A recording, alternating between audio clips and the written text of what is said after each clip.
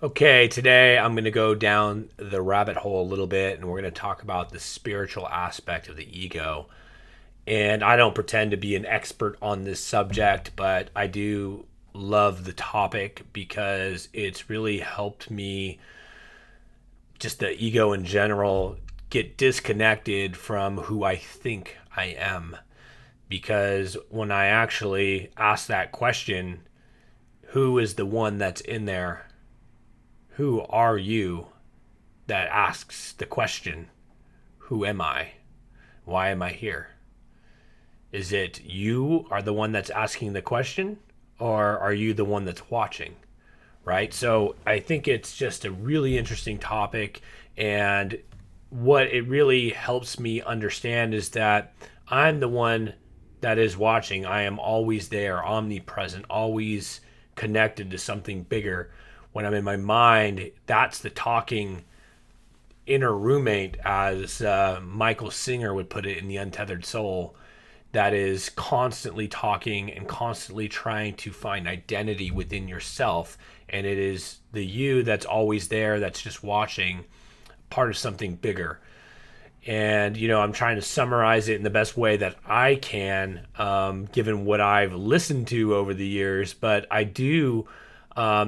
may not be able to explain it that well. I think it's something that you have to experience, and I can't say that I have experienced it in its full capacity. And a lot of that's because it's me telling a story within my mind versus taking the time to be the watcher, to be the observer of my thoughts versus be in my thoughts.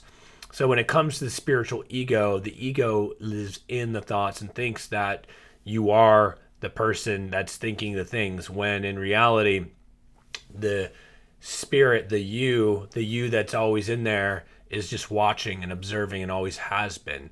So I guess that's the best way to put it. But I think that the better I can slow down the mind and disconnect and fall into what Michael Singer talks about as the seat of self, and just be this observer of what I tell my mind, and not to judge it, to accept it, to have a radical level of acceptance for what it is that goes on in there.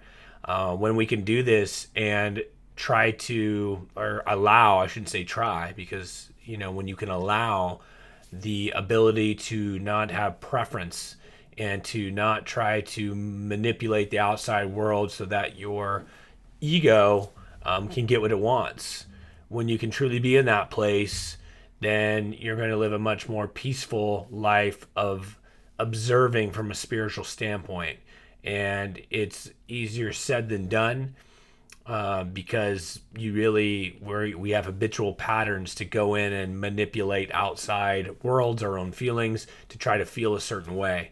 I might want to try to say something in a particular way to achieve an outcome, and how you might take this communication. And it's a very hard topic to explain.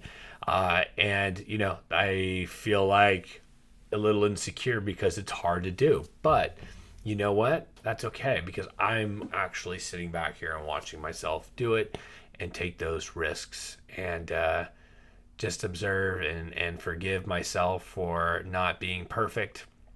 And I love disconnecting from this ego that thinks it knows everything and wants to strive to know everything. And it's just not something that I really want to do or need to do. So if anybody connects with this message, that's a great. I really, really love the book, The Untethered Soul by Michael Singer. He does an amazing job of explaining this, being the observer, falling into the seat of self. The Power of Now is a great book as well. I read that book many, many years ago, and it really helped me always just take that step back in the moments that I needed to, and help me make some key decisions that put me on a path that wouldn't be here now had I not made those decisions. So hope that somebody gets something out of this, and have a great day.